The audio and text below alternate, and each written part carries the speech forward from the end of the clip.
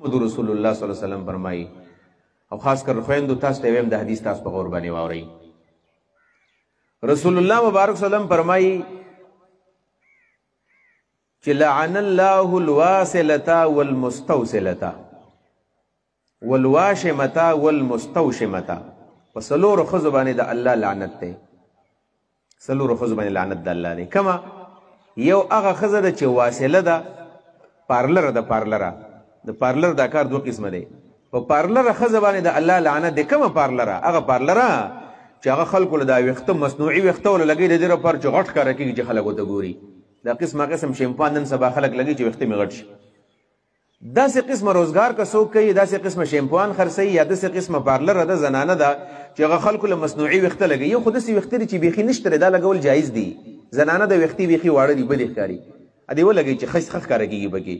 خو دومره غټول او داسې قسمه ویښته اوږدول چې د دې دپاره چې دا په دې باندې بیا ځان برابرې د خلکو نظر پرې راواړی، نبي علیه السلام په دې ښځه د الله تعالی لعنت دی. ولې؟ ځکه دا معاشره ورانوي، د خلکو زړه ورانوي، معاشرې ته نقصان ورکوي. والمستوصلة، مستوصله هغې ښځې ته وایي چې بلې ښځې ته وایي زما د ویښته واړه دي، یعنې پارلر له ځي چې ته مال د ویښته غټ کا. په دې دواړو ښځو الله لعنت دی. پارلره او پارلر له چې ځي د دواړو زنانو باندې رسول الله وایي په دې د الله لعنت دی. لعنت ته وایي د الله خیرې دی، ورته الله ورته خیرې کوي. والواشمة والمستوشمة.